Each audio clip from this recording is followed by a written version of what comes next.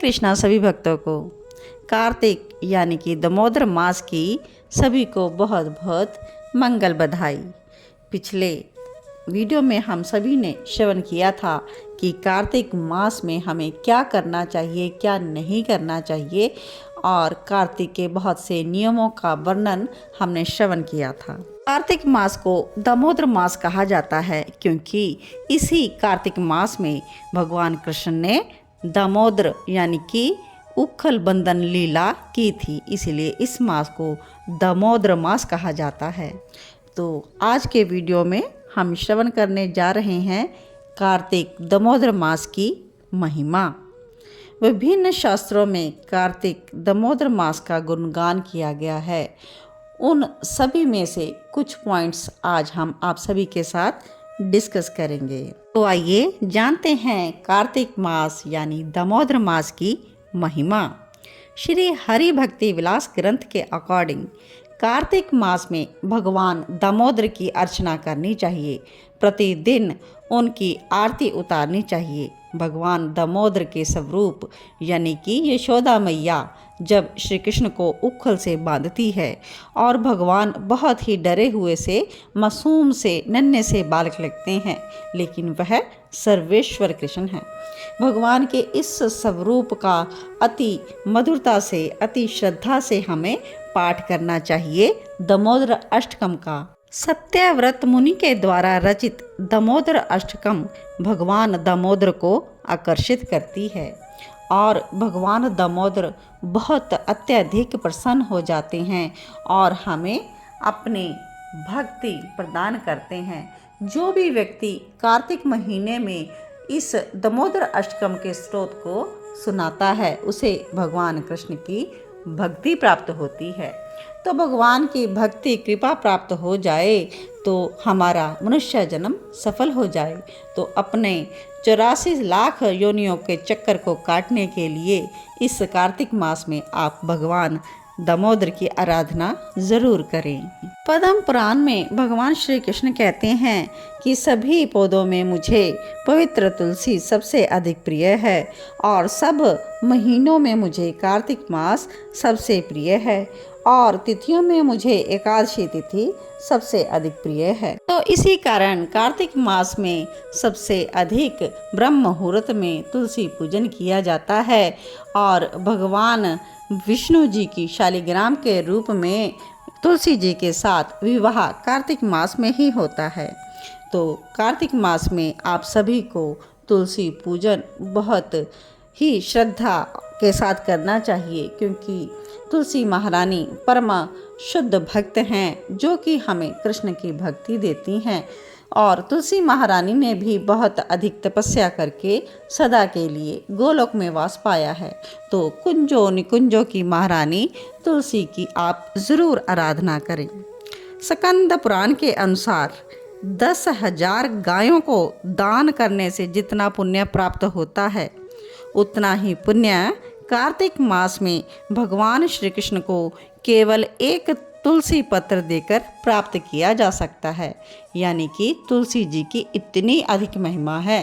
भगवान कृष्ण तुलसी पत्र के बिना भोजन भी स्वीकार नहीं करते हैं। तो आप सभी तुलसी मैया की ज़रूर आराधना करें। प्रतिदिन उन्हें जल से सींचें, एकादशी, द्वादशी और इतवार को छोड़कर, और मैया को आप स्तुति, स्तोत्र इत्यादि के साथ प्रसन्न करें। उनसे प्रार्थना करें कि हमें भी अपने कुंजों में स्थान दें। भगवान की आराधना करके तुलसी महारानी ने सदा के लिए गोलोक में निवास पाया है। तो आप सभी भी भगवान कृष्ण की आराधना ज़रूर करें। अगर कोई इस कार्तिक के महीने में भगवान श्री कृष्ण की थोड़ी सी भी सेवा कर लेता है तो भगवान उसे अपने धाम में वास दे देते हैं। और अगर कोई कार्तिक मास में भगवान श्री कृष्ण के मंदिर में अल्प अवधि के लिए भी दिया जलाता है, दीप दान करता है, तो उसके लाखों कल्पों के जो पाप किए होते हैं वह पाप कर्म सभी नष्ट हो जाते हैं। और अगर कोई व्यक्ति पूरे कार्तिक मास में प्रतिदिन एक बार आहार लेकर यानी कि कार्तिक मास का व्रत करता है तो वह प्रसिद्ध, शक्तिशाली और वीर बन जाता है। तो भगवान श्री कृष्ण कहते हैं नारद जी से कि मैंने स्वयं देखा है कि जो व्यक्ति कार्तिक मास में आनंद पूर्वक भगवत गीता पढ़ता है वह जन्म मृत्यु के चक्कर से छूट जाता है। तो आप सभी भगवत गीता के किसी भी अध्याय का पाठ कर सकते हैं और चतुर्श्लोकी भगवत गीता का पाठ भी आप नित्य प्रतिदिन कर सकते हैं और सभी उपहार देते हैं भगवान को।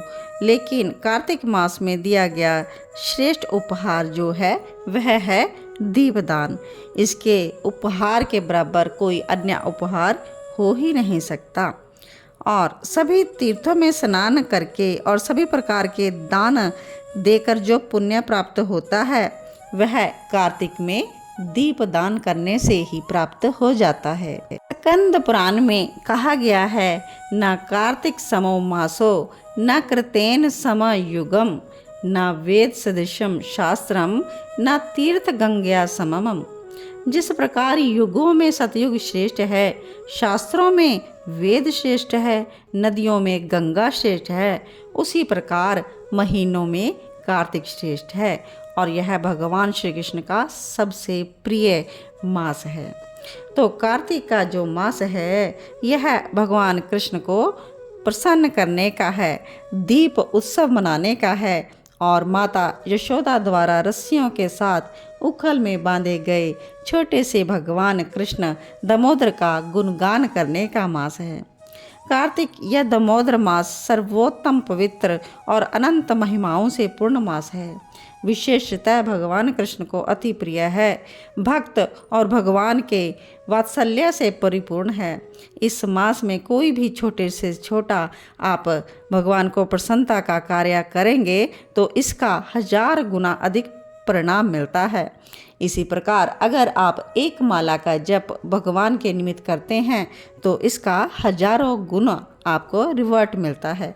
तो आप सभी ने श्रवण की कार्तिक मास, दामोदर मास की महिमा। तो आइए इन शॉर्ट लाइन में फिर आपको बता देती हूँ कि आपको इस कार्तिक दामोदर मास में क्या क्या करना है।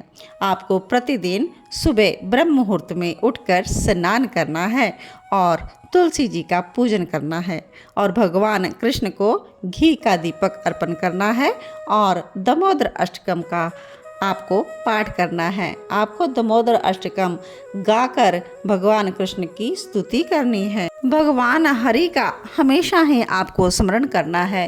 हरि नाम संकीर्तन अधिक से अधिक करना है और माला जाप भी आपको अधिक से अधिक करना है। श्रीमद् भागवत का आपको श्रवण करना है, पठन करना है। भगवत गीता के अध्यायों का आप पठन कर सकते हैं। गजेंद्र मोक्ष और चौर अष्टकम इस प्रकार के भगवान की स्तुति में गाए जाने वाले स्तोत्रों का पाठ कर सकते हैं। मधुर अष्टकम पढ़ सकते हैं और कृष्ण अष्टकम का पाठ भी आप कर सकते हैं। भगवान श्री कृष्ण को बढ़िया से बढ़िया पकवानों का भोग अर्पण करना है और जो भी आप भगवान को अर्पित करें वही प्रसाद आपको ग्रहण करना है। और दैनिक जीवन में आपको क्या तपस्या करनी है? आपको ब्रह्मचर्य व्रत का पालन करना है, किसी की निंदा चुगली नहीं करनी है और किसी को अपशब्द भी नहीं कहने हैं। आपका जो ध्यान है एकमात्र श्री राधा कृष्ण के चरणों की ओर होना चाहिए। आपको भगवान श्री हरि राधा श्री कृष्ण के चरणार विंदों में प्रार्थना करनी चाहिए कि हमें इस 84 लाख योनियों के संसार चक्र से मुक्ति करें, मोक्ष दें हमें। तो भगवान कार्तिक के मास में बहुत ही अत्यधिक प्रसन्न होते हैं भक्तों के एफर्ट्स से, भक्तों की तपस्या से, भक्तों की स्तुतियों से। तो गोल्डन चांस है यह कार्तिक का मास। तो इस कार्तिक मास को व्यर्थ ना जाने दें और कार्तिक मास में अधिक से अधिक भगवान श्री कृष्ण का आप स्तुति गायन करें और दीपदान करें, तुलसी जी को जल प्रदान करें और आप भगवान की कथा श्रवण करें। कार्तिक मास का महात्म्य आप सभी ने श्रवण किया। तो इसी के साथ आज के वीडियो को विश्राम देते हैं। मिलते हैं नए वीडियो में नई जानकारी के साथ। तब तक आप सभी को जय श्री कृष्णा, जय जय श्री राधे।